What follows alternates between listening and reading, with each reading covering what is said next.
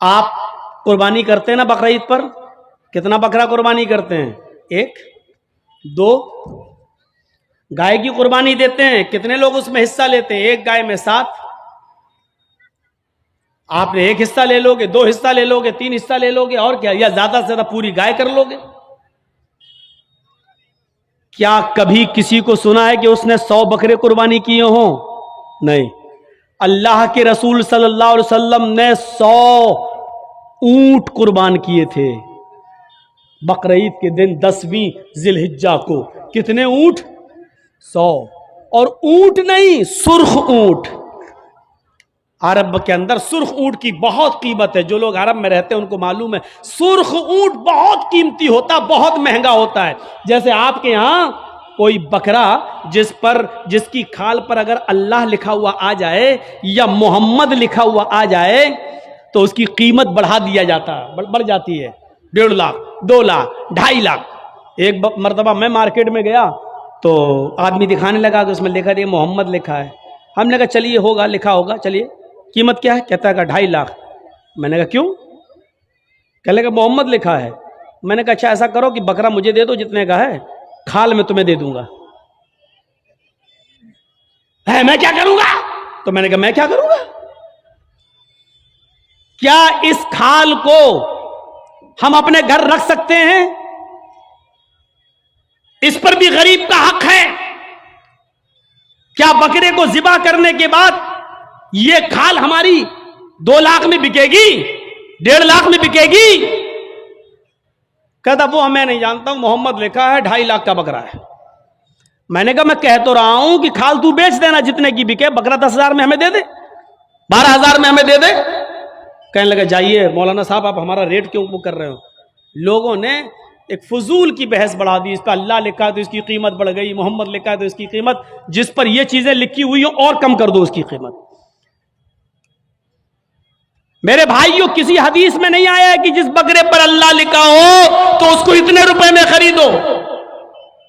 اور لکھا ہوتا نہیں ہے، وہ ہمیں اور آپ کو اس کا ایک نقش دکھائی دیتا ہے.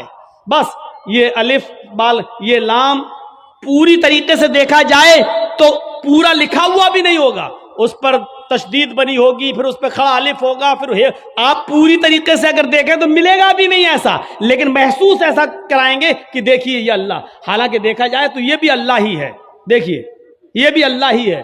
الف، یہ الف ہو گیا نا، اور لام کیسا ہوتا ہے؟ یہ لام ہوا، پھر ایک اور لام ہوا، پھر یہ اس کے اوپر کا الف، اور یہ ہے. تو دیکھا جائے یہ کیا ہے؟ اللہ ہی ہے. اگر آپ اس پر روشنائی لگا دیں پورا، اور پھر اس کو آپ یہ داہنے ہاتھ کو اس طریقے سے دیوار پہ چھاپ دیں تو آپ دیکھیں گے عربی میں اللہ ہی لکھا ہوا نظر آئے گا. اللہ ہی لکھا ہوا نظر آئے گا. اب بتائیے جب اللہ لکھا ہوا نظر آئے گا تو ہم کیا مانیں؟ اب اس ہاتھ سے آدمی شراب بھی پی رہا ہے، اب اس ہاتھ سے آدمی جوا بھی کھیل رہا ہے، اس ہاتھ سے غلط چیزوں کو بھی پکڑ رہا ہے. تو ان چیزوں سے حیثیت نہیں بڑھ جاتی ہے؟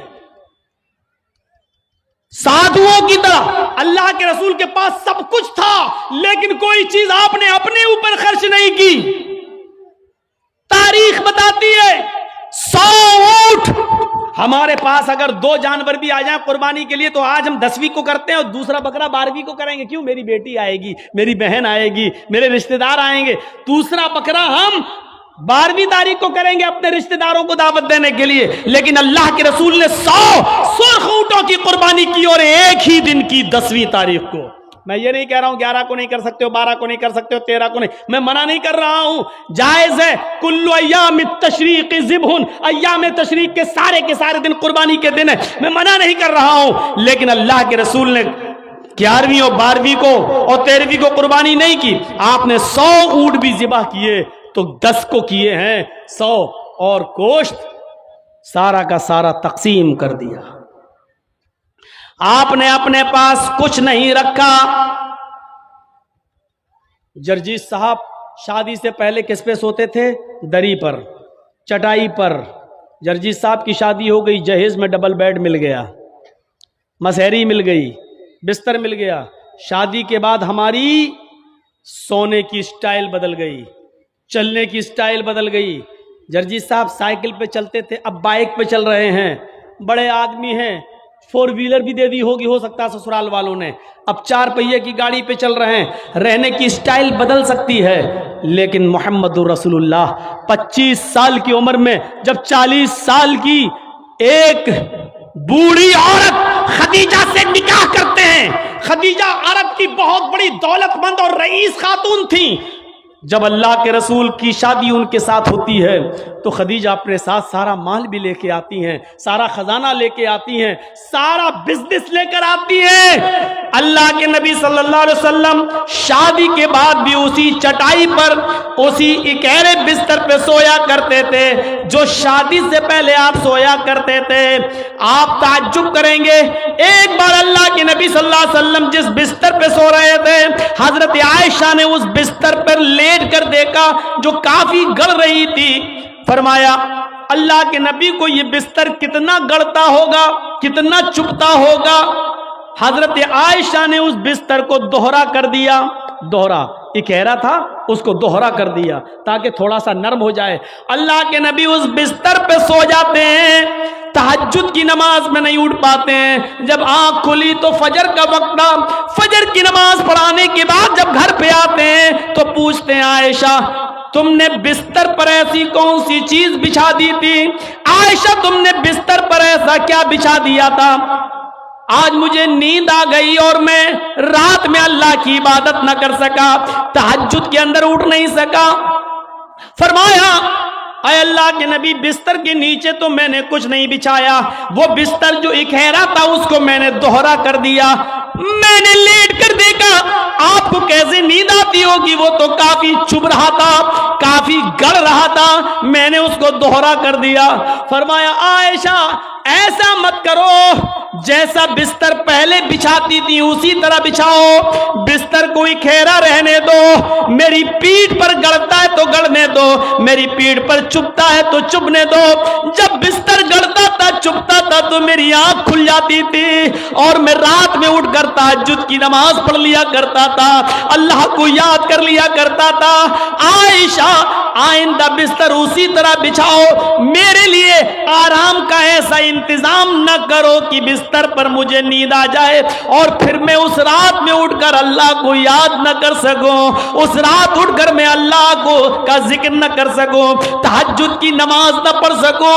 عائشہ اللہ تعالیٰ کو رات کی تاریکیوں میں یاد کرنے کا مزہ کچھ اور ہے جب ساری دنیا سو رہی ہوتی ہے اور میری کروٹ، میری کمر نرم گرم بستروں سے الگ ہوتی ہے اور سجدے میں سر ہوتا ہے، تو اس وقت کا مزہ کچھ اور ہوتا ہے کہ ساری دنیا خواب خرگوش میں مست ہے اور اللہ کا ایک بندہ اپنے رب سے عذاب جہنم کی پناہ مانگ رہا ہے، جنت کا سوال کر رہا ہے، رات کی تاریکی میں اپنا سر سجدے میں رکھ کے اس کو مالک اور اپنے آپ کو اللہ کا غلام بنا رہا ہے۔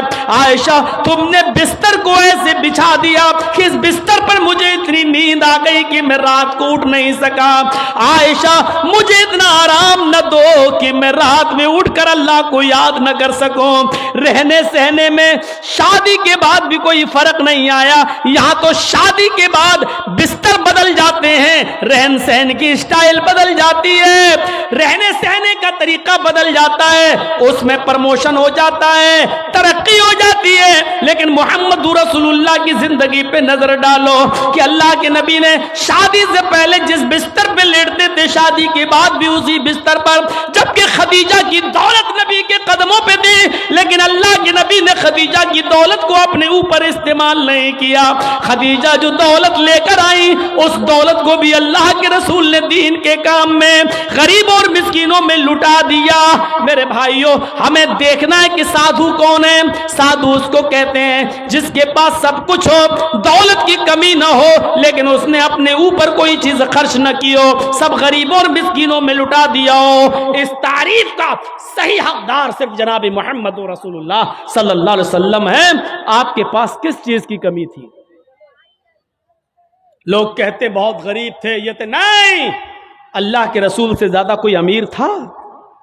اللہ نے کہا تھا کہو تو اس پہاڑ کو ہم سونے کا بنا دیں، اور یہ احد پہاڑ جب سونے کا بن جائے تو جہاں آپ چلیں یہ پہاڑ بھی آپ کے ساتھ چلے۔ لیکن اللہ کے نبی نے اللہ تعالیٰ کے اس فرمان کو، اس گزارش، اللہ تعالیٰ کے اس حکم کو نافذ ہونے کے بعد منع کر دیا کہ نہیں نہیں، اے اللہ مجھے دنیا میں آرام نہیں، سونا نہیں چاہیے، چاندی نہیں چاہیے، بلکہ آپ نے فرمایا اللہم اجعلنی فی حیاتی مسکینا، اے اللہ دنیا میں مجھے جتنے دن زندہ رکھ، مسکین بنا کے زندہ رکھنا۔ اے اللہ جب مجھے موت آئے تو حالت مسکینی میں مجھے موت آئے، اور اے اللہ کل قیامت کے دن جب میں اٹھایا جاؤں تو فقیروں میں اور مسکینوں ہی میں اٹھایا جاؤں۔ یہ اللہ کے رسول کی دعا تھی، جبکہ اللہ تعالیٰ تو احد پہاڑ کو سونے کا بنانے کے لیے تیار تھا۔ نبی اکرم جہاں چلتے پہاڑ آپ کے ساتھ ساتھ چلتا، لیکن اللہ کے رسول نے پہاڑ کو سونے کا بنانے سے منع کر دیا اور کہا کہ مجھے دنیا کے عیش و آرام نہیں چاہیے۔ حضرت عبداللہ ابن عمر نے بستر پر لیٹ کر دیکھا تو کہا اللہ کے نبی یہ کیا ہے؟ جب اللہ کے نبی اس بستر پر سو کے اٹھے تو دیکھا کہ اس نشان پڑ گئے۔ آپ کسی کھردری چٹائی پر لیٹیے، ننگی پیٹھ، جب آپ اٹھیں گے تو چٹائی کے نشان آپ کی پیٹھ پر پڑ جائیں گے۔ اللہ کے نبی کی پیٹھ پر جب نشان پڑے تو حضرت عبداللہ ابن عمر نے جب یہ دیکھا تو چیخ پڑے، اے اللہ کے رسول آپ تو یہود و نصارہ تو نرم گرم بستر پر سوئیں، اور آپ جو ہیں ایسی چٹائی پر جس سے آپ کے نشان پڑ جائیں، نہیں نہیں، آج کے بعد آپ اس چٹائی پر نہیں سوئیں گے۔ آپ نے کہا پھر لَوِتَّخَذْنَا لَكَ وَطَانًا، آج ہم آپ کے لیے ایک نرم گرم بستر بنا دیں گے، نرم گرم گدے کا انتظام کر دیں گے، آپ اس کے اوپر سونا۔ اللہ کے نبی صلی اللہ علیہ وسلم نے فرمایا نہیں، اے عبداللہ میرے لیے نرم گرم بستر کا انتظام مت کرنا۔ مالی وللدنیا مانا فی الدنیا الا کراکب استظل تحت شجرہ ثم راحا، نہیں نہیں اے عبداللہ میرے لیے نرم گرم بستر نہیں، میں تو اس دنیا میں ایک مسافر کی طرح ہوں۔ جیسے مسافر تھک جاتا ہے تو ایک سایہ دار درخت کے نیچے آرام کرنے کے لیے بیٹھ جاتا ہے، تھوڑا پانی پیتا ہے، سستاتا ہے اور پھر اٹھ کے چل دیتا ہے۔ میں بھی اس دنیا میں ایک مسافر کی طرح ہوں، چند دن رہوں گا اور پھر یہ دنیا چھوڑ کے چلا جاؤں گا، پھر اس دنیا سے میں نکل جاؤں گا۔ میں تو ایک مسافر کی طرح ہوں۔ نہیں نہیں، ایک حدیث میں آتا ہے آپ نے حضرت عمر کو سختی سے منع کیا تھا، میرے لیے نرم گرم بستر نہ بنانا، لہم فی الدنیا ولنا فی الآخرہ، یہ نرم گرم بستر ان یہود و نصارہ کے لیے دنیا میں ہے اور ہمارے لیے آخرت میں ہے، ہمارے لیے آخرت کے اندر بنائے، آخرت میں ہے، ہمارے لیے دنیا میں نہیں ہے، ہمارے لیے آخرت کے اندر بنائے گئے ہیں، اس لیے ہمیں دنیا کے عیش و آرام نہیں چاہیے۔ سادھو اس کو کہتے ہیں جس کے پاس سب کچھ ہو لیکن اس نے غریبوں پر نچھاور کر دیا ہو، مسکینوں پر لٹا دیا ہو، اپنے پاس اس نے کچھ نہ رکھا ہو۔ آسنا سادھت منم، جو سادھوؤں کی طرح اپنی زندگی گزارے گا، اشٹرو گڑا، اور اس کے اندر 8 خوبیاں پائی جائیں گی۔ اب 8 خوبیاں بھی دیکھ لو کس کے اندر تھی۔ الپ بھاشی، وہ کم بولے گا۔ کم بولنے والا کون تھا؟ پوری زندگی آپ پڑھ جائیے، محمد الرسول اللہ صلی اللہ علیہ وسلم سے زیادہ کم بولنے والی شخصیت آپ کو نہیں ملے گی۔ ضرورت کے وقت بولنا اور اتنا بولنا جتنی ضرورت ہے، اس سے زیادہ نہیں۔ یہ ہمارے اور آپ کے یہاں کا ماحول ہے، کوئی زیادہ بول رہا ہے، کوئی کم بول رہا ہے۔ اللہ کے رسول اتنا ہی بولا کرتے تھے جتنی ضرورت ہے۔ کبھی کبھی تو ایسا ہوتا تھا کہ پورا جواب بھی نہیں دیتے تھے۔ کم بولنے کا حال یہ تھا کہ ایک مرتبہ کچھ یہودی اللہ کے نبی کے پاس آئے۔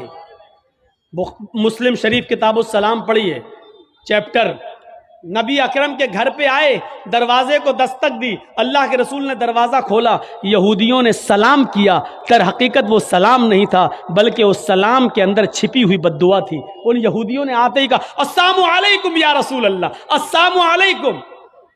کیا کہا؟ السلام علیکم، لیکن کہا ایسے السلام علیکم یا رسول اللہ۔ اے اللہ کے رسول، آپ پر موت ہو، السلام علیکم نہیں کہا انہوں نے سلامتی ہو، بلکہ کیا کہا؟ السلام علیکم، موت ہو آپ پر، برباد ہو جائیں آپ۔ تو اللہ کے رسول صلی اللہ علیہ وسلم سمجھ گئے، آپ نے سن لیا، ان یہودیوں نے السلام علیکم نہیں کہا بلکہ ان یہودیوں نے کیا کہا؟ السلام علیکم۔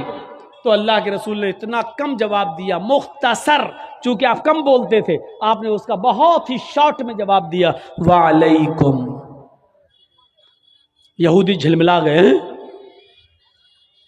یہودیوں نے کہا السلام علیکم، موت ہو آپ پر، آپ نے اس کے جواب میں صرف اتنا کہا وعلیکم، تم پر ہو، یعنی جو تم مجھ پر بھیج رہے ہو وہ تم پر ہو۔ حضرت عائشہ نے جب سنا تو انہوں نے اندر سے پردے کی اوٹ سے چیختے ہوئے کہا وعلیکم السلام یا یہود ولعنت اللہ، اے یہودیو میرے شوہر پر تم موت بھیجتے ہو، تم پر موت ہو اور اللہ کی لعنت ہو۔ تو اللہ کے رسول نے حضرت عائشہ کو ڈانٹا تھا اور کہا تھا عائشہ یہ تم نے غلط کیا، عائشہ تمہیں ایسا نہیں کرنا تھا۔ حضرت عائشہ نے کہا اللہ کے رسول آپ نے سنا نہیں، آپ پر موت بھیج رہے ہیں وہ۔ اللہ کے نبی نے کہا عائشہ کیا تم نے سنا نہیں میں نے ان کو کیا جواب دیا؟ انہوں نے کہا السلام علیکم، میں نے کہہ دیا وعلیکم، جو انہوں نے مجھ پر بھیجا میں ان کو بھیج چکا ہوں، میں ان کو بول چکا ہوں، تم نے اپنی طرف سے زیادتی کی ہے، غلط کیا، جاؤ معافی مانگو تم۔ میرے پیارے ساتھیو تصور کریں آپ اللہ کے نبی کتنا کم بولتے تھے۔ کم بولنے کو اپنی عادت بنائیے، ضرورت کے تحت بولیے، کیونکہ زبان سے ہی اکثر گناہ ہوتے ہیں، زیادہ زبان استعمال کرو گے پھسلے گی۔ اس لیے حضرت ابوبکر صدیق کبھی کبھی کان میں مسواک لگاتے تھے، یہ مسواک، نماز کا ٹائم ہوا مسواک کیا پھر کان میں لگا لیا۔ اس مسواک کو ایک بار اپنے داہنے ہاتھ میں پکڑے اور زبان کھینچ رہے تھے ایسے، اور مسواک زبان پہ مار رہے تھے ایسے۔ حضرت عمر نے کہا یہ کیا کر رہے ہو؟ کہا اس زبان کو سزا دے رہا ہوں۔ کہا کس بات کی؟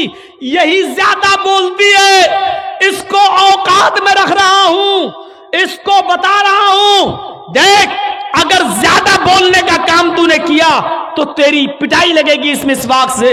ایسا میں اس لیے کر رہا ہوں تاکہ زبان ہماری کنٹرول میں رہے، کیونکہ اکثر لوگ جہنم میں زبان کی وجہ سے جاتے ہیں۔ یہی وجہ تھی کہ اللہ کے نبی صلی اللہ علیہ وسلم نے جنت میں جانے والے لوگوں کی جب ایک لسٹ تیار کی تو ان نوجوانوں کو نہیں بھولا، فرمایا آئے نوجوانوں تم مجھے دو چیزوں کی ضمانت دو، تم مجھے دو چیزوں کی ضمانت دو، میں تمہیں جنت کی ضمانت دیتا ہوں۔ من یضمن لی، کون ہے جو مجھے دو چیزوں کی ضمانت دیتا ہے؟ تم مجھے دو چیزوں کی گارنٹی دو، میں تمہیں جنت کی گارنٹی دیتا ہوں۔ صحابہ نے پوچھا اللہ کے نبی وہ دو چیزیں کیا ہیں؟ آپ نے فرمایا الفم والفرج، ایک منہ، ایک زبان، اور دوسری شرمگاہ یعنی زنا کاری۔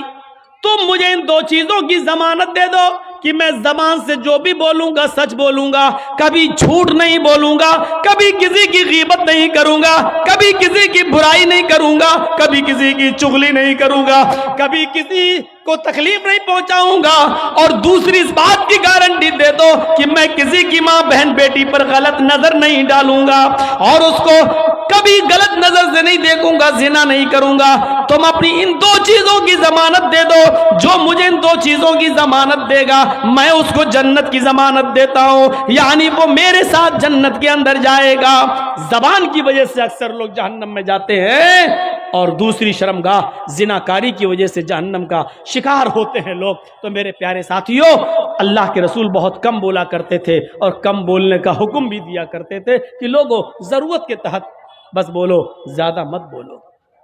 بہو بھاشتا، مستقبل کی باتیں بتائیں گے، اس میں کوئی شک نہیں کہ اللہ کے نبی نے بھوشیہ کی بہت سی باتیں بتائیں، مستقبل کی بہت سی باتیں بتائیں، قرب قیامت ایسا ہوگا، ایسا ہوگا، ایسا ہوگا، لیکن آپ نے اپنی طرف سے کچھ نہیں بتایا۔ ما ينطق عن الهوى ان هو الا وحی یوحى، میرے نبی اپنی طرف سے کچھ نہیں بولتے، وہ جو کچھ بھی بولتے ہیں اللہ رب العالمین کی طرف سے وحی کے آ جانے کے بعد۔ لیکن مستقبل کی باتیں بتائیں، یہ بات تھی کہ نہیں؟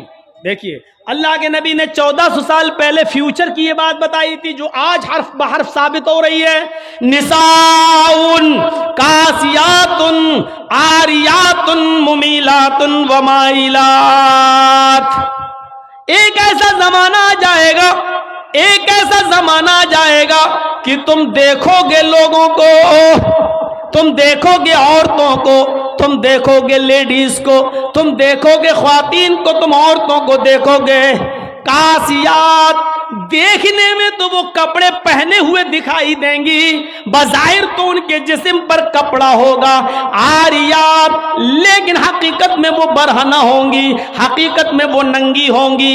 کپڑا تو پہنیں گی لیکن کپڑا پہننے کے باوجود وہ ننگی ہوں گی، وہ برہنہ ہوں گی.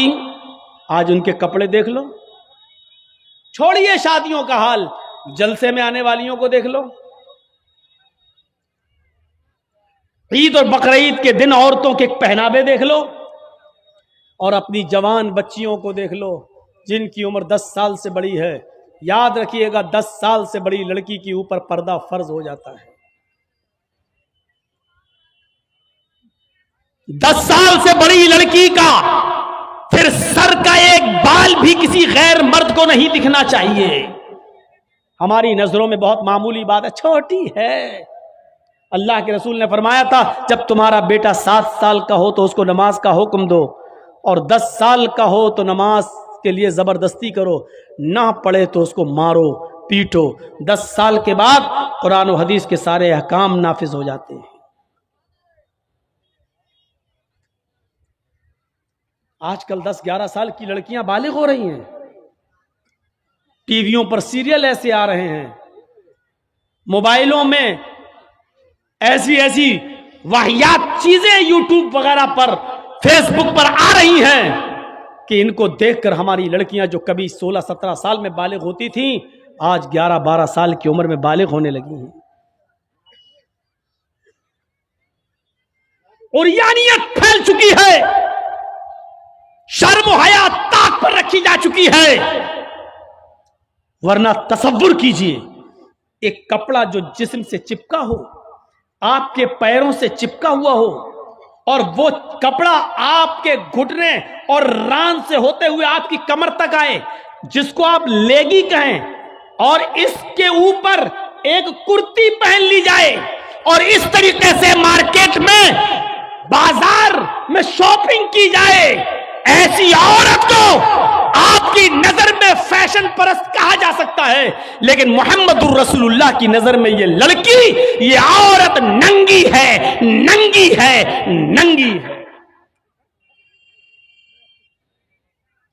یہ کپڑے اے بھیا، جس کو جانا ہو جلدی جاؤ یہاں سے، اور جس کو اٹھنا ہو ابھی اٹھ جاؤ. ڈرامہ کر کے رکھ لیا ہے. اور بھی ابھی جس کو جانا ہو چلے جاؤ، ابھی بعد میں نہیں اٹھنے دوں گا، چاہے پیشاب یہی نکل جائے. جائیے ابھی نکل جائیے جس کو جانا ہو. عاریات ہماری نظروں میں فیشن پرست ہیں، لیکن اللہ کے رسول نے ایسی عورتوں کو کیا کہا؟ ننگی. میں نے نہیں کہا. پوچھو ان علماء سے عاریات کا مطلب کیا ہوتا ہے. کاسیات کپڑے پہنیں گی، عاریات لیکن ننگی ہوں گی. ایسی عورتوں کے بارے میں کہا ہے ننگی ہوں گی. یہ ہاف آستینوں کے کپڑے یہاں چل رہے ہیں، یہ کھلا ہوا ہے. ساڑیاں چل رہی تو ایسی کہ یہاں تک کا بلاؤز پہنے ہوئے ہیں، یہ کھلا ہے، پیٹ کھلا ہوا ہے.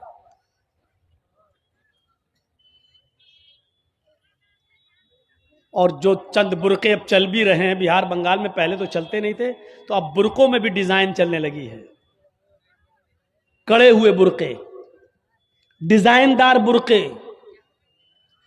اب ایک بات بتائیے، برقے کو آپ ایک تو ڈیزائن دار بنا رہے ہیں، اور دوسرا جب عورت یا لڑکی جب برقع اوڑھتی ہے تو سینے پر پھول بنا دیے آپ.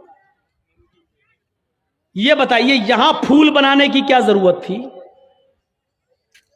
جب وہ پہنتی ہے تو پھول سینے پر، اور وہ لڑکی نے یہ برقع خریدا کیوں؟ اس کا مطلب کیا ہے کہ وہ بھی اس لیے خرید رہی ہے تاکہ میرے پھولوں پر نظر. یہ سننا پڑے گا، تمہیں نہیں تمہارے باپ کو بھی سننا پڑے گا. جب تک میں اس کرسی پر ہوں، یہ اتھارٹی، یہ پاور مجھے اسلام نے دیا ہے، سننا پڑے گا. کیوں خریدا ہے اس نے یہ برقع؟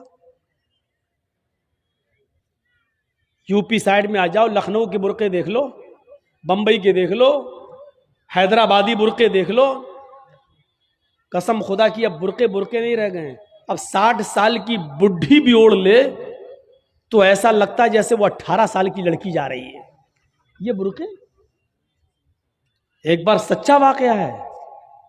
60 65 70 سال کی بڑھیا ایسا ہی برقع اوڑھ کے چہرہ چھپا کے جا رہی تھی دھیرے دھیرے. بھائی بڈھی تھی، وہ دھیرے دھیرے چل رہی تھی، تو ایک لڑکا اس کا پیچھا کرنے لگا. 20-22 سال کا لڑکا اس بڈھی کا پیچھا کرنے لگا، کیونکہ جو سوچنے لگا برقع اتنا خوبصورت ہے تو برقعے کے اندر کتنا خوبصورت مال ہوگا، برقعے والی کیسی ہوگی. اس کا پیچھا کرنے لگا. بڑھیا دھیرے دھیرے چل رہی، لڑکا سمجھ رہا مجھے لفٹ دے رہی، میری وجہ سے دھیرے دھیرے چل رہی، جبکہ وہ اپنی کمزوری کی وجہ سے دھیرے دھیرے چل رہی. بڑھیا سمجھ گئی کہ لڑکا میرا پیچھا کر رہا ہے، تو تھوڑی دور چلنے کے بعد اس نے اپنا نقاب کھولا اور اپنی تتلاتی زبان میں بولی، بیٹا. لڑکے کا تو موڈ خراب ہو گیا، کم بخت میرا تو معاملہ ہی گڑبڑ ہو گیا. بیٹا تو میرا پیچھا کیوں کر رہا ہے؟ میں تو تیری اماں کی عمر کی ہوں. لڑکے کو بھی غصہ آ گیا، کہتی بات میں اپنے لیے نہیں اپنے ابا کے لیے ڈھونڈ رہا ہوں. اب 60 65 70 سال کی بوڑھیوں کو ایسے خوبصورت برقعے پہننے کی کیا ضرورت؟ برقعوں کا مقصد جو کبھی تھا پردہ، لیکن آج ان کا مقصد بھی وہ نہیں رہ گیا. اللہ کے نبی کے زمانے میں ایک صحابی اللہ کے نبی کے پاس آتی ہیں، مسند احمد کی صحیح روایت، جن کی چادر کپڑے سے نیچے، ٹخنے سے نیچے، چپل سے نیچے زمین کی مٹی اڑاتی ہوئی آتی اور کہتی اللہ کے رسول میں اس چادر کو اوڑھ کر نماز پڑھنے جاتی ہوں. آپ نے کہا چادر اتنی نیچی ہونی چاہیے. اس نے کہا اللہ کے نبی کبھی کبھی زمین پر پیشاب و پائخانہ پڑا ہوتا ہے، گندگی پڑی ہوتی ہے، تو کیا میں تھوڑی سی اوپر کر کے پائخانہ گندگی کو کراس کر کے آگے نکل جاؤں؟ آپ نے کہا نہیں، دائیں سے نکل جا، بائیں سے نکل جا. کہنے لگی دائیں بھی مرد بیٹھے ہوتے ہیں، بائیں بھی مرد بیٹھے ہوتے ہیں، مجھے اسی گندگی کے اوپر سے نکلنا ہے. اے اللہ کے رسول اجازت دے دیجئے، میں تھوڑا سا اوپر کر لوں اور نکل جاؤں، اس کے بعد نیچے کر لوں گا. جب گندگی کو کراس کر لوں گی تو چادر میں نیچے کر لوں گی. اللہ کے نبی کہتے ہیں اگر مرد دائیں بیٹھے ہیں بائیں بیٹھے ہیں تو تو اسی گندگی کے اوپر سے نکل جا.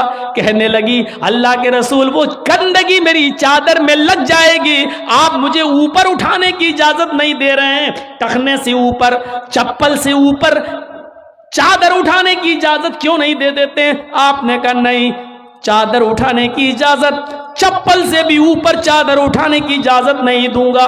کہا اللہ کے رسول پھر اس چادر میں پیشاب و پائخانہ لگ جائے گا. آپ نے کہا لگ جانے دے. کہنے لگی اے اللہ کے رسول اسی چادر کو تو اوڑھ کر میں نماز پڑھتی ہوں مسجد میں. جب اوپر عورتوں کا الگ انتظام ہوتا ہے یا پردے میں عورتوں کا انتظام ہوتا ہے تو میں اسی چادر کو اوڑھے اوڑھے نماز پڑھتی ہوں. آپ نے کہا اسی چادر کو اوڑھ کر نماز پڑھ لے. کہنے لگی اس میں پیشاب و پائخانہ لگ جائے گا، کیا اسی اور چادر کو اوڑھ کر نماز پڑھ لوں؟ آپ نے فرمایا ہاں اے عورت، جب پیشاب و پائخانہ تیری چادر میں لگے گا، جب تو آگے بڑھے گی تو تیری چادر زمین پر پڑی ہوئی مٹی سے رگڑ کھائے گی، کیونکہ تیری چادر نیچے ہے. جب پیشاب و پائخانہ اس میں بھر جائے گا، جب تو آگے بڑھے گی تو زمین پر پڑی ہوئی مٹی پر تیری چادر رگڑ کھائے گی، اور زمین پر پڑی ہوئی مٹی سے رگڑنے کی وجہ سے زمین کی پاک مٹی تیری چادر کو پاک کر دے گی. لیکن تجھے چادر اٹھانے کی اجازت نہیں، اسی چادر میں تو نماز پڑھ لے. گندگی لگتی ہے تو لگ جانے دے، آگے بڑھے گی تو زمین پر پڑی ہوئی پاک مٹی تیری چادر کو پاک کر دے گی. میرے بھائیوں پیشاب و پائخانہ دیکھ کر بھی اللہ کے رسول نے عورت کو چادر اٹھانے کی اجازت نہیں دی. میری بہنوں تمہارے دل کیسے گوارا کر لیتے ہیں؟ جلسوں میں بھی چوڑیاں خریدنے کے لیے لیے, بیلونز خریدنے کے لیے, جلیبیاں خریدنے کے لیے تم کس طریقے سے لیڈیز پنڈال سے نکل کر تم بازاروں میں گھوم لیتی ہو. شرم آنی چاہیے. تمہارے کلیجے اور تمہارے دل کیسے گوارا کر لیتے ہیں کہ لڑکے اور لڑکیاں ایک جگہ شاپنگ کریں, دکانداری کریں, خریداری کریں. یہ تمہارے کلیجے, تمہارے ضمیر کیسے گوارا کر لیتے ہیں. جبکہ اللہ کے نبی فرماتے ہیں لا یخلون رجل بامرأۃ الا کان ثالثہما الشیطان. کوئی مرد کسی عورت سے تنہائی میں نہ ملے, کوئی مرد کسی عورت سے اکیلے میں نہ ملے کہ اس میں تیسرا شیطان ہوتا ہے, اس میں تیسرا بہکانے والا شیطان ہوتا ہے. میرے بھائیوں, اسلام کا قانون یہی ہے, اسلام کا نظام یہی ہے. ایک عورت, اس کا شوہر مر چکا ہے, عورت کے پاس بہت زیادہ پیسہ ہے, وہ حج کرنا جانا چاہتی ہے, شوہر انتقال کر گیا, اب عورت اکیلے حج کرنے نہیں جا سکتی ہے, جبکہ مستطیع ہے, صاحب استطاعت ہے, حج کرنے جانا چاہتی ہے, اچھا کام کرنے جانا چاہتی ہے. اسلام کہتا ہے کہ تیرا شوہر نہیں ہے تو بھائی کے ساتھ جا, بھائی نہیں ہے تو باپ کے ساتھ جا, باپ نہیں ہے تو بیٹے کے ساتھ جا, لیکن کسی محرم کا ہونا ضروری ہے, اس کے ساتھ جا.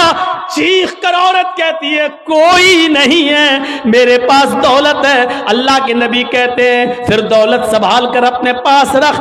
اگر تیرا بھائی نہیں ہے, بیٹا نہیں ہے, شوہر نہیں ہے, باپ نہیں ہے, کوئی محرم نہیں ہے تو تو اکیلے حج کرنے نہیں جا سکتی ہے. نہیں, اے اللہ کے نبی, میرا پڑوس میں بڑا اچھا نیک حاجی نمازی نیک آدمی رہتا ہے, میں اس کو بھائی بنا لیتی ہوں, چلی جاؤں. فرمایا نہیں نہیں, منہ بولے بھائی کو بھائی بنا کر اس کے ساتھ تم حج کرنے نہیں جا سکتی ہو, اس لیے کہ اپنے منہ سے کسی کو بھائی بولنے سے وہ تمہارا سگا بھائی نہیں ہو جائے گا, اپنے منہ سے کسی کو بیٹا بول دینے سے وہ بیٹا نہیں ہو جائے گا. تم کسی کو بیٹا بول دو, بھائی بول دو, جو چاہو بول دو, لیکن اسلام یہ کہتا ہے کہ اس کے ساتھ بھی عورت کو اجازت نہیں ہے کہ وہ حج کرنے جائے. اگر کوئی نہیں ہے تو مت جاؤ, لیکن اسلام اس بات کی اجازت نہیں دیتا ہے کہ تم اکیلے جاؤ یا کسی کو بہن, کسی کو بھائی یا بیٹا بنا کر جاؤ, اس بات کی اجازت نہیں دیتا. اسلام ایک عبادت میں, حج جیسی عبادت میں بھی عورت کو کسی غیر مرد کو منہ بولے بھائی اور منہ بولے بیٹے کے ساتھ بھی جانے کی اجازت نہیں دیتا. تو میرے بھائیوں, جب خانہ کعبہ میں جانے کی اجازت نہیں دیتا ہے, صفا مروہ کی سعی کی اجازت نہیں دیتا ہے, اتنی خوبصورت عبادت کی اجازت نہیں دیتا ہے, تو بازاروں میں اکیلے گھوم کر شاپنگ کرنے کی اجازت کیسے دے گا؟ پھر بازار کے اندر عورت کو اکیلے جانے کی اجازت کیسے دے گا؟ اتنی خوبصورت عبادت کرنے کی اجازت نہیں دیتا ہے, اتنی خوبصورت عبادت کرنے کی اجازت نہیں دیتا ہے. تو میرے بھائیوں, پھر عورت کو بازاروں میں گھومنے کی اجازت کیسے دے گا؟ پھر بازار میں گھومنے اور بازار میں سیر و تفریح کی اجازت کیسے دے گا؟ ہماری ماں بہنوں کو اس بات کو سوچنا چاہیے, غور کرنا چاہیے, سنجیدگی سے اس کو لینا چاہیے. ایک زمانہ تھا, حضرت فاطمہ کہہ رہی ہیں اے علی, میں اتنی بیمار ہوں, اتنی بیمار ہوں, لگتا نہیں کہ اس بیماری میں بچ پاؤں گی. اے علی, اگر مجھے کچھ ہو جائے, اگر میرا انتقال ہو جائے, اے علی, تو مجھے دن کے اجالے میں دفنانے مت لے جانا, رات کی تاریکی میں عشاء کی نماز کے بعد مجھے قبرستان میں دفن کرنا. حضرت علی نے کہا اے فاطمہ, ایسا کیوں کہہ رہی ہو؟ اگر تمہارا انتقال صبح فجر کے بعد ہو تو کیا عشاء تک ہم تمہارے جنازے کو رکھیں گے, مٹی کو رکھیں گے؟ تمہارے باپ کا, تمہارے ابو کا فرمان ہے کہ میت کو جلدی قبرستان لے جاؤ, پھر میں لیٹ کیسے کروں؟ فرماتی ہیں اے علی, اے میرے پیارے شوہر, مجھے رات میں ہی لے جانا, میری بات کو گرا باندھو, میری بات کو مضبوطی سے پکڑ لو, میری وصیت کو یاد رکھنا, چاہے میرا انتقال کبھی بھی ہو, لیکن مجھے عشاء کے بعد دفنانا, مجھے دن کے اجالے میں قبرستان نہ لے جانا. اے علی, میں نہیں چاہتی ہوں کہ میرے مردہ جسم پر پڑے ہوئے کفن پر بھی کسی غیر مرد کی نظر پڑے. میں اپنے کفن پر بھی کسی غیر مرد کی نظر نہیں پڑنے دینا چاہتی ہوں. اے علی, مجھے رات میں لے جانا, دن کے اجالے میں نہیں. میں نہیں چاہتی کہ میرے کفن پر بھی کسی غیر مرد کی نظر پڑے. میرے بھائیوں, انتقال کے بعد نکاح جائز نہیں ہے, انتقال کے بعد شادی نہیں ہوتی ہے, لیکن انتقال کے بعد بھی اپنے جسم کو تو چھوڑو, اپنے کفن کو بھی کسی غیر مرد کو دیکھنے کی اجازت نہیں دے رہی ہیں. یہ تھا حضرت فاطمہ کا پردہ.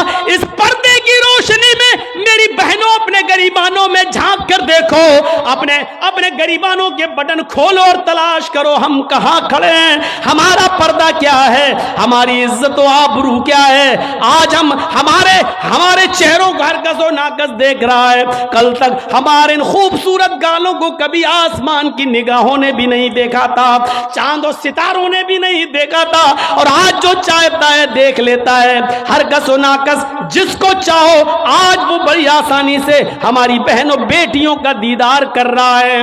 اور ایک اور بات, جتنا امیر باپ ہے, جتنا بھی باپ امیر ملے گا آپ کو, آپ دیکھیے گا اس کی بیٹی اتنے ہی کم کپڑے پہنے ہوئے ہوگی. کس بات کا امیر ہے تو, کاہے کا امیر ہے تو؟ اپنی بیٹی کو 5 میٹر کا کپڑا لا کر نہیں دے سکتا ہے تو کاہے کا امیر ہے تو؟ کنجوس اور بخیل باپ. اللہ تعالیٰ نے ان امیروں کو ایسی سزا دی ہے, ایسی سزا دی ہے. کل تک یہ غریبوں کی لڑکیوں کو ڈانس کرایا کرتے تھے, آج اللہ تعالیٰ نے ان امیروں کی لڑکیوں کے جسموں سے کپڑے اتار کر ان کو لوگوں کی نظروں کو دیدار کرنے پر مجبور کر دیا. آج ان امیروں کی لڑکیوں کے جسموں سے کپڑے اتروا کر آج غریب ان لڑکیوں کو دیکھ رہے ہیں, ان کا نظارہ کر رہے ہیں. آج امیروں کو اللہ نے یہ سزا دی ہے. آج وہ فیشن سمجھتے ہیں کہ میری بیٹی فیشنیبل کپڑے پہنے ہوئے ہیں. نہیں, میرے بھائیوں, آپ اپنی بہنوں کے ذمہ دار ہیں. اللہ کے نبی نے فرمایا کہ جس لڑکی کا باپ جس کی بیٹی بے پردہ گھومے وہ باپ دیوس ہے, جس کی بہن بے پردہ گھومے وہ بھائی دیوس ہے, جس کی بیٹی بے پردہ گھومے وہ باپ دیوس ہے, جس کی بیوی بے پردہ گھومے وہ شوہر دیوس ہے. غور کرو کتنے صاف لفظوں میں اللہ کے نبی نے فرمایا, جس کی بہن بے پردہ گھومے وہ بھائی دیوس, جس کی بیٹی بے پردہ گھومے وہ باپ دیوس, جس کی بیٹی بے پردہ گھومے وہ باپ دیوس, جس کی بیوی بے پردہ گھومے وہ شوہر دیوس. اب دیوس کا معنی اگر ہم سمجھ جائیں تو سارا معاملہ حل ہو جائے. دیوس کا یہ تو عربی لفظ ہے نا, اس کا اردو میں ترجمہ ہوتا ہے, سننے کی طاقت ہے, سنیں گے. دیوس کا مطلب ہوتا ہے بھڑوا. اور بھڑوا کس کو کہتے ہیں بتانے کی ضرورت نہیں, جانتے ہوں گے. بھڑوا کہتے ہیں اس کو جس نے اپنی بہن, بیٹی یا بیوی یا ماں کو غلط کام کرنے کے لیے کسی اڈے پر بٹھا دیا ہو, چکلے پر بٹھا دیا ہو, اور ان سے غلط کام کرواتا ہو اور ان کی کمائی کھاتا ہو. عربی زبان میں اس کو دیوس کہتے ہیں اور اردو میں اس کو بھڑوا کہتے ہیں. کتنا سخت جملہ استعمال کیا اللہ کے رسول نے. مولانا جرجیز کو آپ کہہ رہے ہوں گے یہ کیا ہو گیا اس کو. اللہ کے نبی نے کہا جس کی ماں بے پردہ گھومے اور بیٹا اپنی ماں کی بے پردگی پر کچھ نہ بولتا ہو وہ بیٹا بھڑوا.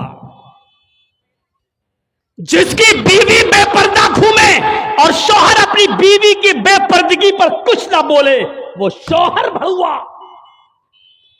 جس کی بہن بے پردہ گھومے اور وہ بھائی اپنی بہن کی بے پردگی پر خاموش رہے وہ بھائی بھڑوا. اور جس کی بیٹی بے پردہ گھومے اور باپ اپنی بیٹی کی بے پردگی پر خاموش رہے، وہ باپ بھڑوا۔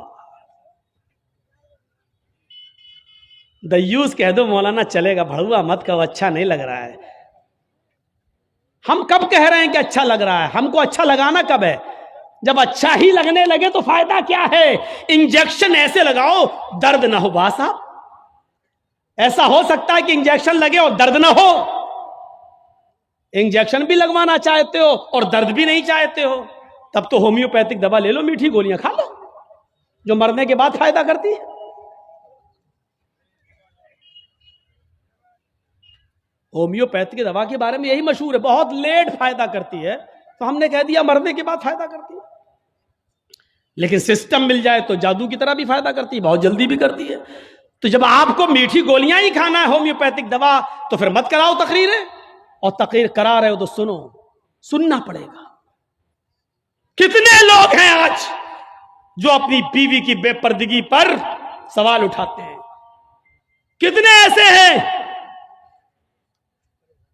جن کی بیٹیاں آج بے پردہ گھومتی ہیں اور وہ باپ اپنی بیٹیوں کو ڈانٹتے ہیں؟ اگر ماں باپ اپنی بیٹیوں کو صحیح سے ذمہ داری نبھانے لگے تو آج ایک بھی لڑکی کے پاس اینڈرائڈ موبائل نہ ہو۔ ہماری 18-20 سال کی لڑکی جس کی شادی نہیں ہوئی گھر پہ رہتی ہے، اس کے ہاتھ میں اینڈرائڈ موبائل، چیخ چیخ کے بتا رہا ہے کہ باپ کی تربیت میں کمی ہے، باپ اپنی بیٹی پر پورا کا پورا حکمراں نہیں ہے، حاکم نہیں ہے، یا یہ کہہ رہا ہے بیٹی کے ہاتھ میں وہ اینڈرائڈ موبائل چیخ چیخ کے کہہ رہا ہے یہ باپ نہ کہہ رہا ہے، بیٹی کے آگے باپ کی نہیں چل رہی ہے، باپ مجبور ہو چکا ہے۔ میرے بھائیوں، اگر باپ مجبور نہ ہوتا تو بیٹی کے ہاتھ میں اینڈرائڈ موبائل نہیں ہوتا۔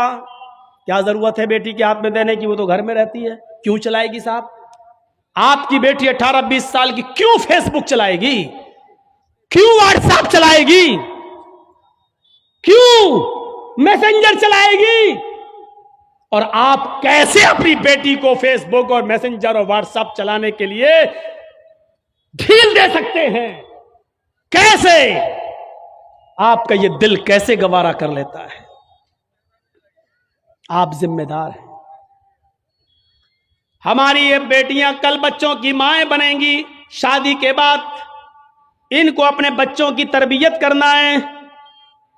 ماں کے قدموں کے نیچے جنت بتائی گئی ہے، حالانکہ یہ کوئی حدیث نہیں ہے، ایک مقولہ ہے، لیکن بچے اپنے ماں کے قدموں کے نیچے جنت کیسے ڈھونڈیں؟ یہ آج کل کی ماں کے قدموں کے نیچے جنت ہے؟ جس کو خود نہیں معلوم کہ قدم میرے کہاں ہیں، اس کے قدموں کے نیچے بچے جنت ڈھونڈیں گے؟ ہمیں سوچنا ہے، ہمیں اپنی بیٹیوں کی تربیت کرنا ہے۔ امام احمد ابن حنبل اپنی مسند کے اندر ایک واقعہ نقل کرتے ہیں کہ ایک صحابیہ تھی، ان کے گھر میں ایک بچہ پیدا ہوا۔ ایک صحابیہ تھی، ان کے گھر میں ایک بچہ پیدا ہوا۔ جب بچہ پیشاب کرتا تھا تو پانی کا لوٹا اس بچے کی شرمگاہ پہ ڈال دیتی تھی۔ جیسی بچے نے پیشاب کیا وہ پانی لاتی اور شرمگاہ پہ ڈال دیتی۔ وہ صحابیہ کہتی ہیں میرا بیٹا جب چلنے کے لائق ہوا، پہلا دن تھا اس کا چلنے کا، پہلا دن تھا میرے بیٹے کے چلنے کا، پہلا دن تھا میرا بیٹا کھڑے ہو گیا، جب چلا میرے بیٹے کو جب پیشاب کی ضرورت محسوس ہوئی تو اس نے پانی کا برتن دیکھنا شروع کر دیا۔ ماں کہتی ہے کہ میں دیکھ رہی تھی اپنے بیٹے کو، جب بھی وہ پیشاب کرتا تھا تو میں پانی اس کی شرمگاہ پہ ڈال دیتی تھی۔ آج دیکھتی ہوں میرا بیٹا چل رہا ہے، دیکھتی ہوں یہ کیا کرتا ہے۔ جب بیٹا پہلا دن چلنے کے لائق ہوا، پہلا دن تھا، تو بیٹے نے پانی کا پیالہ اٹھایا اور دونوں ہاتھ سے پکڑ کر دھیرے دھیرے چلا اور ایک کونے میں جا کر بیٹھ گیا، پیشاب کیا، اور پیشاب کرنے کے بعد وہ پانی کا پیالہ اپنی شرمگاہ پہ ڈالنے لگا۔ اس کو استنجا کرنا نہیں آتا تھا، اس کو دھونے کا تمیز بھی نہیں معلوم تھا، اس کو پتہ ہی نہیں، لیکن وہ ویسا ہی کر رہا ہے جیسی اس کی ماں نے اس کو بتایا، جیسے اس کی ماں اس کے ساتھ کر دیتی تھی۔ وہ پانی کا پیالہ اٹھا کر اپنی شرمگاہ پہ ڈال لیا اور خالی پیالہ لے کر اپنی ماں کے پاس آ گیا۔ ماں کی آنکھوں میں آنسو آ گئے، آسمان پر نظر ڈال کر کہتی ہے فزت برب القاسم काबा, काबे के रब की कसम मैं कामयाब हो गई, अल्लाह की कसम मैं कामयाब हो गई। अपने बच्चे को जो सिखाना चाहती थी मेरे बच्चे ने वो सीख लिया, मैं अपने बच्चे को जो तरबियत देना चाहती थी मेरे बच्चे ने वो तरबियत हासिल कर ली। मुझे उम्मीद है कि मेरा बच्चा कभी नापाक नहीं रहेगा, मेरा बच्चा जब भी पेशाब करेगा तो पानी जरूर ले जाएगा और इस्तिंजा करेगा। उस जमाने की माएं अपने बच्चों को बचपन से ये आदतें डलवाती थी, और आजकल की मां देख लो अपने बच्चे का अंडरवियर नेकर उतार कर कहती बेटा यहाँ खड़े होकर पेशाब कर ले। ये माएं अपने बच्चों को क्या तरबियत देंगी, जबकि नेपोलियन ने कहा था कि mother's lap is first college for children, माँ की गोद ये बच्चे का पहला मदरसा होती है, पहली यूनिवर्सिटी माँ की गोद है। जो बच्चा अपनी माँ की गोद से तरबियत हासिल करके नहीं निकला वो किसी यूनिवर्सिटी से तरबियत हासिल नहीं कर सकता है। आज भी देख लो किशनगंज में भी यूनिवर्सिटियां होंगी, किशनगंज में भी कॉलेज होंगे, उस कॉलेज से बीए, एमए, पीएचडी, एमबीबीएस और एमडी की डिग्री लेकर निकलने वाले बच्चों की तादाद भी बहुत होगी, लेकिन उन्हीं बच्चों को देखिए खड़े होकर सड़क के किनारे पैंट की चैन खोलकर धार मार रहे होंगे, पेशाब कर रहे होंगे। ये इन यूनिवर्सिटियों के फारिगीन स्टूडेंट हैं जो फारिग होकर निकले, जिनको एमडी करने के बाद, एमबीबीएस करने के बाद भी पेशाब करने की अकल नहीं आई है। इनसे तो बेहतर वो कुत्ता है जो कम से कम पेशाब करता है तो एक टांग तो उठा लेता है ताकि उसके ऊपर छींटे ना आए। इन्होंने यूनिवर्सिटी से पढ़ने के बाद भी ये कुत्ते से भी बदतर बनकर निकले हैं। वो यूनिवर्सिटी इनको इंसान नहीं बना सकी, वो कॉलेज उनको इंसान नहीं बना सके, वो स्कूल इनको इंसान नहीं बना सके। एमडी पीएचडी करने के बाद भी आज कुत्तों से बुरी तरह पेशाब करते हुए नजर आएंगे। कह लेने दीजिए मुझे कुत्ता, गधा, जो कुछ भी बोलता हूं मैं सब, आज मुझे इजाजत दीजिए। मेरे भाइयों, कहो कि जानवरों की इजाजत मत बोलो, हम लोग इंसान हैं। कुरान ने भी जानवरों की मिसालें दी हैं। उलाइका कल अनाम बल हुम अजल, ये चौपायों की तरह हैं बल्कि उनसे भी ज्यादा गए गुजरे। कुरान ने कहा है ये चौपायों की तरह है बल्कि उनसे भी ज्यादा गए गुजरे, उनसे भी ज्यादा गए गुजरे। जब कुरान ने मिसाल दी है तो हम क्यों नहीं मिसाल दे सकते हैं? अपने बारे में सोचो, सोचो। हैं अब्दुल कादिर जिलानी बगदादी रहमतुल्लाह अलैह की तारीख कौन नहीं जानता, जिनको आज लोग बड़े पीर साहब के नाम से भी जानते हैं, जिनके नाम पर 11वीं की बिरयानी की डेग भी बनाते हैं। वो अब्दुल कादिर जिलानी जब 12 साल के थे, उनकी मां ने उनको एक काफिले के साथ भेजा था, कहा बेटे हालात कितने भी सख्त हो लेकिन झूठ कभी मत बोलना। और जब चोरों ने और डाकुओं ने जब इस काफिले को लूटा तो इस बच्चे से पूछा अब्दुल कादिर से, तेरे पास भी कुछ है? उसने कहा हाँ है। कहा क्या है? 40 अशरफी। कहाँ है? मेरे कुर्ते के अस्तर में। अस्तर को फाड़ के देखा तो 40 अशरफी मिली। पूछा बेटा ये तो ऐसी जगह छिपी हुई थी, किसी को पता नहीं, तूने क्यों बता दिया? लड़के ने जवाब दिया, मेरी मां ने मुझे चलते वक्त नसीहत की थी कि बेटा हालात कितने भी खराब हो लेकिन कभी झूठ मत बोलना। मैंने अपनी बात, मां की बात मानी है। चोरों का, डकैतों का, डाकुओं का असर खत्म होता है और रोने लगते हैं और कहते हैं ये बच्चा अपनी माँ की इतनी बात मानता है कि ऐसे मोड़ पर भी उसने अपनी माँ की नाफरमानी नहीं की, हम तो अपने रब की नाफरमानी कर रहे हैं। सारा सामान जो लूटा था सबको वापस कर दिया और सारे के सारे चोरों ने, डाकुओं ने तौबा कर ली। मेरे प्यारे साथियों, एक बच्चा जब अपनी माँ का फरमा बरदार बनता है और माँ की बात मानता है तो माँ की दुआ तमाम डकैतों को तौबा करने पर मजबूर कर देती है। मेरे प्यारे साथियों, ये माँ की तरबियत थी जिसने अब्दुल कादिर जिलानी को एक बुजुर्ग के रूप में पैदा किया है, एक बुजुर्ग के रूप में देखा है। ये माँ की तरबियत थी। और एक उस माँ की तरबियत पर नजर डालो कि जब सुल्तान डाकू को फांसी हुई, जब सुल्तान डाकू को फांसी के तख्ते पर लटकाया गया तो उससे पूछा गया तुम्हारी आखिरी तमन्ना क्या है? उसने कहा मेरी आखिरी तमन्ना यह है कि मेरी फांसी मेरी माँ के सामने मुझे दी जाए। उसकी माँ को बुलाया गया, कहा तेरा बेटा तेरे आंखों के सामने मरना चाहता है। सुल्तान डाकू की माँ की आंखों में आंसू आ गए। पुलिस वालों ने पूछा आखिर माँ के सामने तुम क्यों मरना चाहते हो? اس نے کہا تاکہ میری ماں دیکھے موت کے وقت پیر کیسے تڑپتے ہیں، ہاتھ کیسے تڑپتے ہیں اور روح کیسے نکلتی ہے۔ کہا لیکن تم اس کے لیے ماں کو کیوں مجبور کر کے لائے ہو؟ فرمایا پولیس والوں تم نہیں جانتے ہو، جب میں 8 سال کا تھا، 10 سال کا تھا، میری ماں نے مجھ سے ایک انڈا منگوایا تھا، میں ایک دکان پر گیا تھا، میں انڈا لینے گیا تھا، لیکن ایک انڈا میں نے چوری کر لیا تھا دکاندار کا، اور میں اس کو اپنی جیب میں بھر لیا تھا، پھر میں نے اس کے پیسے نہیں دیے تھے، واپس آ گیا، میں نے جب وہ انڈا اپنی ماں کو دیا اور پیسے بھی واپس کیے، ماں نے کہا کیا ہوا انڈے والے نے پیسے نہیں لیے؟ میں نے کہا نہیں، میں انڈا چرا لایا ہوں۔ تو میری ماں نے مجھے تھپ تھپایا تھا کہ بیٹا ہم لوگ غریب ہیں، اچھا کیا تو نے یہ پیسہ بچا لیا، کسی اور کام آئے گا۔ پھر یہی سے مجھے چوری کی عادت پڑتی ہے، میرے حوصلے بڑھتے ہیں، پھر میں ڈاکو بنتا ہوں، پھر میں نے لوگوں کا مال لوٹا، اور جب لوگوں نے نہیں دیا تو میں نے ان کی جانیں لی، پھر میں بہت بڑا لٹیرا بن گیا، اور اتنا بڑا لٹیرا بنا کہ پکڑا گیا اور قانون نے مجھے پھانسی کی سزا دی۔ اگر میری ماں نے مجھے انڈا چراتے وقت جب میں گھر پہ لایا تھا اسی وقت ایک تھپڑ مارا ہوتا اور انڈے والے کو دے کر معافی مانگ لی ہوتی تو آج میں اتنا بڑا چور نہیں بنتا، آج اتنا بڑا میں ڈاکو نہیں بنتا، آج میں اتنا بڑا لٹیرا نہیں بنتا۔ یہ میری ماں کی تربیت تھی جس نے مجھے پھانسی کے تختے پر چڑھا دیا۔ میرے بھائیوں میرا بھی وقت ہو گیا ہے، اس لیے میں تھوڑا سا بس جملے ختم کرنے والا ہوں، آپ تھوڑا سا بیٹھے رہیے، اسی طریقے سے موبائل جلائے رہیے۔ تو میرے بھائیوں ماں کی تربیت ہی کچھ ہوا کرتی ہے، ماں چاہے تو اپنے بچے کو ڈاکو بنا دے، ماں چاہے تو اپنے بچے کو عبد القادر جیلانی بغدادی کی طرح بزرگ بنا دے، یہ ماں کی تربیت ہوتی ہے۔ تو میرے بھائیوں 1:45 بج بھی گئے ہیں، 11:45 سے تقریر شروع تھی اور 1:45 بج گئے ہیں، 2 گھنٹہ میرا تقریباً ہو بھی گیا ہے، اور جنریٹر کی تیل بھی ایسی موقع پر ختم ہونے کو تھا۔ تو میرے بھائیوں ماں کی تربیت سے عبرت حاصل کرو اور رکیے، ابھی کوئی نہیں اٹھے گا، رکیے، ختم کرنے سے پہلے مجھے ایک گزارش آپ سے کرنی ہے، ایک عہد لے کر اٹھو، ایک عہد و پیمان لے کر اٹھو کہ ہم انشاءاللہ اپنے بچوں کی اچھی تربیت کریں گے۔